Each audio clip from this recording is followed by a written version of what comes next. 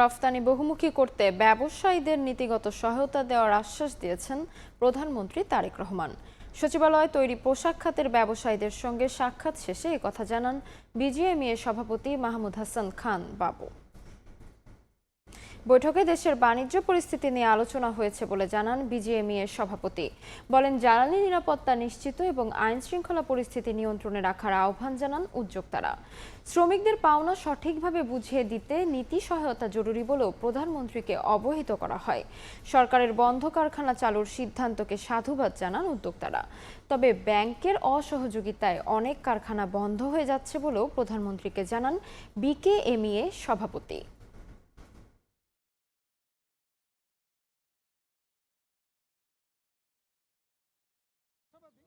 আমরা খুব আশাবাদী যে উনি খুব আমরা পলিসি সাপোর্ট চাই। পলিসি সাপোর্ট পেলে আর আমরা চাই যেন ইনফ্রাস্ট্রাকচারে গভর্নমেন্ট দ্রুত ইনভেস্ট করে, বিশেষ করে এনার্জি নিয়ে, এবং ঢাকা চিটাং এক্সপ্রেসওয়েটা যেন দ্রুত হয়। 3 নম্বর হচ্ছে যেন পোর্টের এফিসিয়েন্সি বাড়ে। উনি বলেছেন অনেক প্রবলেম ওনাদের এই সরকার ইনহেরিট করছে, এটাই বাস্তবতা।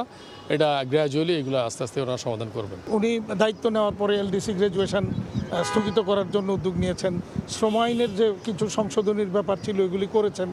তারপরে বন্ধ কারখানাগুলি চালু করার উদ্যোগ নিয়েছেন। ব্যাংকগুলির নানা রকমের অসহযোগিতার কারণে অনেকগুলি ফ্যাক্টরি বন্ধ হয়ে গেছে, আরও হচ্ছে। এই জায়গাটাকেও একটু দেখার জন্য বলেছি, উনি এই ব্যাপারে আশ্বস্ত করেছেন।